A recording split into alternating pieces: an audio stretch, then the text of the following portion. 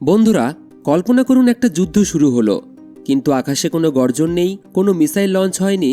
তবু কয়েক সেকেন্ডের মধ্যে সিদ্ধান্ত হয়ে গেল কে জিতবে। কারণ আধুনিক যুদ্ধে প্রথম গুলি নয়, বরং প্রথম সিদ্ধান্তই শেষ কথা। আজ আমরা ঠিক এমন একটি গল্প বলবো যেখানে একটি নতুন যুদ্ধবিমান পুরো দক্ষিণ এশিয়ার আকাশের হিসেব বদলে দিতে পারে। দক্ষিণ এশিয়ার আকাশে যুদ্ধ শুরু হয় না সবসময় মিসাইল ছুড়ে, অনেক সময় যুদ্ধ শুরু হয় নীরবে, প্রযুক্তির ভিতরে, পরিকল্পনার আড়ালে।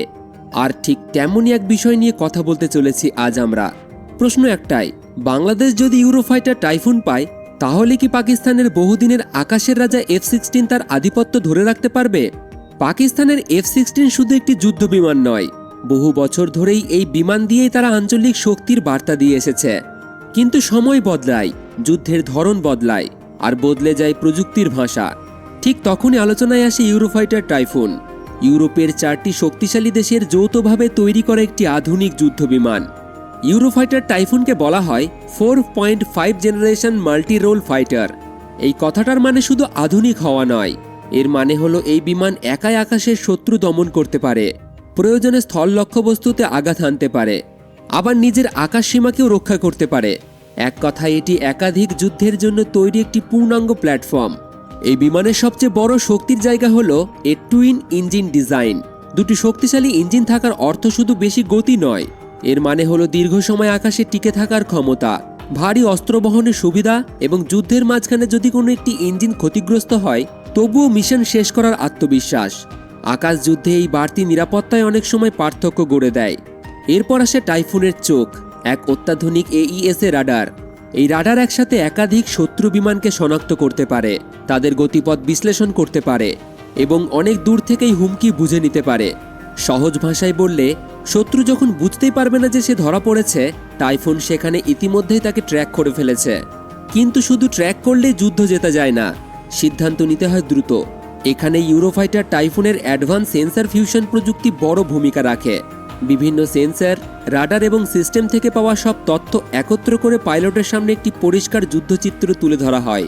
ফলে পাইলটকে আলাদা আলাদা স্ক্রিনে বিভ্রান্ত হতে হয় না, সিদ্ধান্ত হয় দ্রুত, আঘাত হয় নিখুঁত। আর আধুনিক আকাশ যুদ্ধে এটি সবচেয়ে বড় সুবিধা। সবচেয়ে গুরুত্বপূর্ণ বিষয় হল বিয়ন্ড ভিজুয়াল রেঞ্জ কমব্যাট, অর্থাৎ শত্রুকে চোখে দেখার আগেই তাকে আঘাত করার ক্ষমতা। ইউরোফাইটার টাইফুনকে এই ধরনের যুদ্ধের জন্য এমনভাবে ডিজাইন করা হয়েছে যেখানে প্রথমে দেখতে পাওয়া, প্রথমে লক করা এবং প্রথমে আঘাত করার সম্ভাবনা অনেক বেশি। আধুনিক যুদ্ধ মানেই এখন আর কাছাকাছি এসে লড়াই করা নয়, যুদ্ধ শেষ হয়ে যায় অনেক দূর থেকেই। এখন আসা যাক পাকিস্তানের F-16 এর কথায়। কোনো সন্দেহই নেই, F-16 একটি সুপরীক্ষিত বিমান। এটি বহু বছর ধরে ব্যবহৃত হয়েছে এবং নির্ভরযোগ্য হিসেবে পরিচিত, এবং এর অপারেটিং খরচ তুলনামূলকভাবে কম। পাইলট ট্রেনিং এবং লজিস্টিক সাপোর্টেও এটি শক্ত অবস্থানে রয়েছে।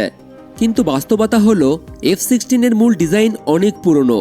এটি সিঙ্গেল ইঞ্জিনের একটি জেট ফাইটার, যা দীর্ঘ এবং জটিল যুদ্ধে ঝুঁকি বাড়ায়।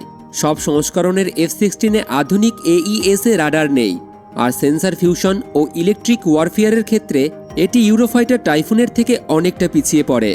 অর্থাৎ F-16 এখনও শক্তিশালী, কিন্তু প্রযুক্তির দৌড়ে তার বয়স ধরা পড়েছে।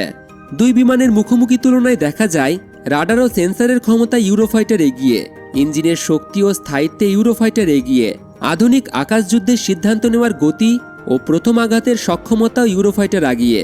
তবে F-16 সুবিধা পায় মূলত খরচ ও দীর্ঘদিনের ব্যবহারিক অভিজ্ঞতায়। বাংলাদেশের জন্য এই আলোচনা শুধু একটি বিমান কেনার গল্প নয়, এটি একটি কৌশলগত সিদ্ধান্ত।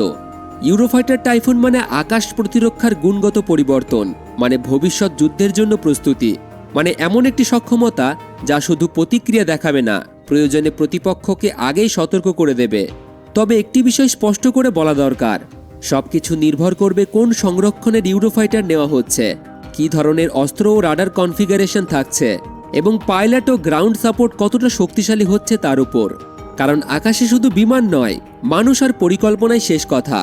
সব মিলিয়ে বলা যায়, প্রযুক্তিগত দিক থেকে ইউরোফাইটার টাইফুন স্পষ্টভাবেই পাকিস্তানের F-16 এর চেয়ে এক ধাপ এগিয়ে। এটি আঞ্চলিক আকাশ শক্তির ভারসাম্যে নতুন সমীকরণ তৈরি করতে পারে। কিন্তু বাস্তব ফল নির্ভর করবে কিভাবে এই শক্তিকে ব্যবহার করা হয় তার উপর। আকাশে যুদ্ধ হয় নীরবে, কিন্তু তার প্রভাব পড়ে পুরো অঞ্চলে। আপনাদের কি মনে হয়, ইউরোফাইটার টাইফুন কি সত্যিই দক্ষিণ এশিয়ার আকাশে নতুন অধ্যায় লিখতে চলেছে? আপনাদের মতামত কমেন্টে অবশ্যই জানাবেন। আর এই রকম ভিডিও দেখার জন্য আমাদের চ্যানেলটিকে সাবস্ক্রাইব করে রাখুন।